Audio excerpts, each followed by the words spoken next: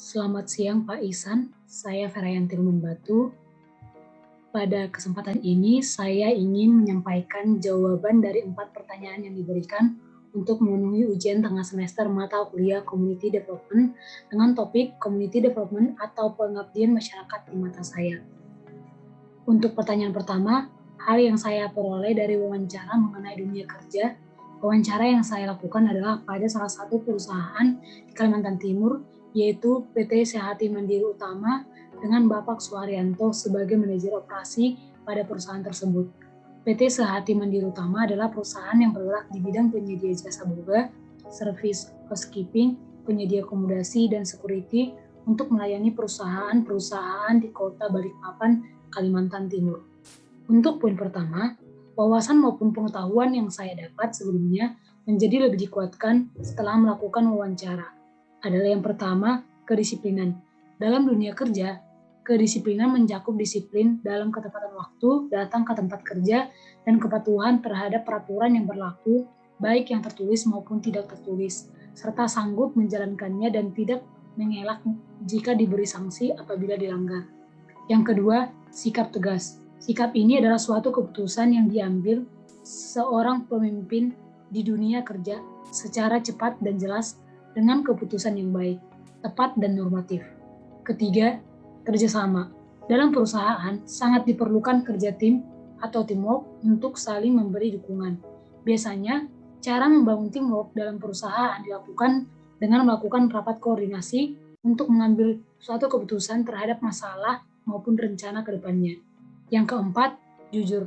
Sikap jujur melahirkan kepercayaan antara satu orang dengan yang lainnya sehingga tidak ada rasa curiga dan khawatir.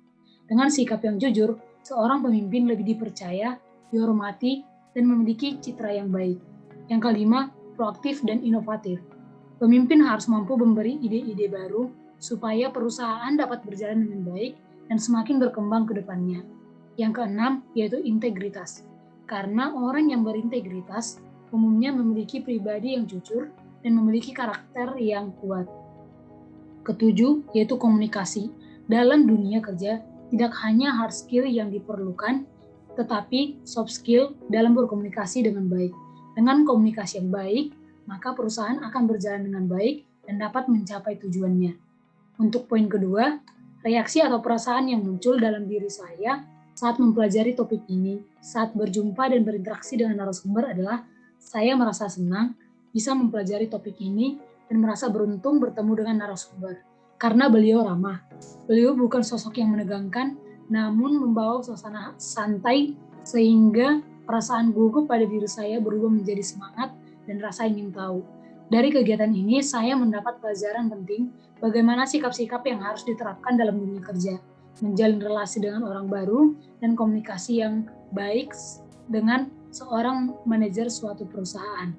Untuk poin ketiga, berdasarkan jawaban kedua poin sebelumnya, niat atau motivasi yang muncul untuk saya aplikasikan dalam kehidupan untuk masa saat ini adalah saya ingin belajar untuk lebih disiplin dengan waktu, menjadi pribadi yang jujur, memperbaiki cara berkomunikasi, dapat mengontrol perasaan gugup, dan menjadi pribadi yang lebih produktif dan inovatif. Untuk masa yang akan datang, saya dapat menerapkan sikap-sikap seorang pemimpin jika saya menjadi seorang pemimpin pada suatu perusahaan. Untuk pertanyaan kedua adalah hal yang saya peroleh dari wawancara mengenai pengabdian masyarakat dalam SDGs. Dalam 17 tujuan SDGs yang ada, kelompok saya memilih tujuan nomor 4, yaitu pendidikan bermutu. Pendidikan bermutu adalah pendidikan yang mampu melakukan proses pematangan kualitas peserta didik dengan cara membebaskan peserta didik dari ketidaktahuan, ketidakmampuan, ketidakbenaran, dan dari buruknya akhlak dan keimanan. Salah satu komunitas sosial yang bergerak di bidang mutu pendidikan adalah PKBM atau Pusat Kegiatan Belajar Masyarakat. Komunitas sosial yang kami wawancarai adalah PKBM Tridaya yang dipimpin oleh Bapak Budi Priyadarasakti. PKBM Tridaya adalah Sekolah Kesetaraan Penyelenggara Pendidikan dan Ujian Kesetaraan Paket A, Paket B, dan Paket C di daerah Jawa Barat, khususnya daerah Bandung, dengan tujuan mutu pendidikan di daerah tersebut menjadi lebih baik. Untuk poin pertama, wawasan maupun pengetahuan baru yang saya pelajari adalah bahwa mutu pendidikan di Indonesia masih rendah, sehingga banyak komunitas sosial yang membantu pemerintah untuk meningkatkan pendidikan mutu di Indonesia. Salah satunya adalah PKBM. Tanpa kita sadari, kondisi tersebut dapat membuat kita membuka peluang kerja, seperti PKBM Tridaya. Didirikan karena di daerah Bandung kondisi pendidiknya masih rendah, sehingga untuk memajukan pendidikan daerah tersebut, Pak Sakti mendirikan PKBM Tridaya, membangun suatu komunitas sosial yang bergerak di bidang pendidikan. Manfaatnya bukan hanya untuk diri kita sendiri, namun kita dapat mempekerjakan atau memberdayakan orang-orang yang belum mendapatkan pekerjaan. Banyak hambatan yang dihadapi, namun hambatan-hambatan yang ada harus mampu dijadikan sebagai motivasi untuk tetap meningkatkan mutu pendidikan. Hambatan yang biasa dihadapi adalah masih banyak orang yang tidak peduli atau menganggap remeh dengan pendidikan. Seperti halnya PKBM Tridaya masih dianggap remeh karena pada umumnya tujuan para peserta didik adalah hanya ingin mendapatkan jasa. Namun walaupun demikian, PKBM Tridaya tidak pernah berhenti untuk memotivasi peserta didik untuk tetap peduli dengan pendidikan yang mereka jalani. Untuk poin kedua, reaksi atau perasaan yang muncul dalam diri saya saat mempelajari topik ini, saat berjumpa dan berinteraksi dengan narasumber adalah merasa senang dan beruntung karena mendapat wawasan dan koneksi yang baru.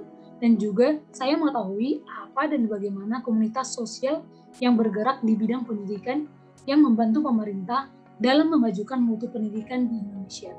Dan juga banyak pembelajaran dan motivasi yang saya petik untuk meningkatkan mutu pendidikan di Indonesia dan mengetahui hambatan yang dialami suatu PKBM. Dan untuk poin ketiga, berdasarkan poin pertama dan kedua sebelumnya, niat atau motivasi yang muncul untuk saya aplikasikan untuk kehidupan saat ini, saya sebagai mahasiswa, saya harus dapat menyelesaikan dan mengikuti pendidikan saya dengan baik dan menganggap bahwa pendidikan itu penting dan tidak boleh diremehkan, dan mengurangi rasa mengeluh dan harus bersyukur karena saya masih bisa merasakan pendidikan dibandingkan dengan orang-orang yang ada di luar sana, mereka sulit untuk mendapatkan pendidikan. Nah, untuk masa yang akan datang, sebagai seorang yang sudah berpendidikan, saya memiliki cita-cita untuk membangun sebuah komunitas sosial yang bergerak di bidang pendidikan pada daerah yang mutu pendidikannya masih rendah.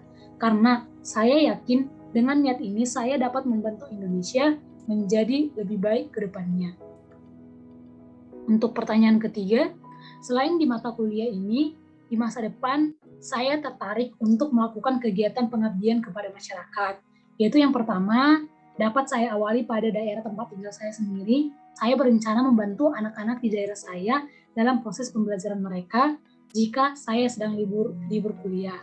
Yang kedua, saya dapat mengikuti organisasi maupun kepanitiaan yang bergerak di bidang sosial baik di kampus maupun di luar kampus.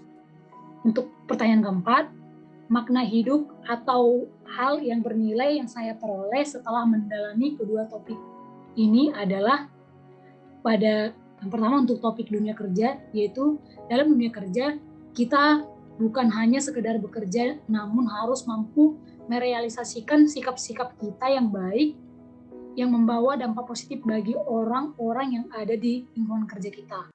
Adanya wawancara yang saya lakukan, muncul rasa semangat baru dalam diri saya untuk terus berlatih menjadi pribadi yang profesional guna mempersiapkan diri di dunia kerja nantinya. Nah, untuk topik pengabdian kepada masyarakat, kita harus menjadi manusia yang bermanfaat apapun pekerjaan kita, sekecil apapun itu, baik yang bergerak di bidang pendidikan atau bisnis dan maupun yang lainnya. Sebagai anak muda Indonesia, kita harus berkolaborasi dan bukan lagi berkompetisi, karena ukuran kesuksesan orang diukur dari seberapa besar manfaatnya kita bagi orang lain. Jadi menjadi apapun kita, sebesar apapun dan sekecil apapun status pekerjaan kita harus menjadi tetap orang yang bermanfaat.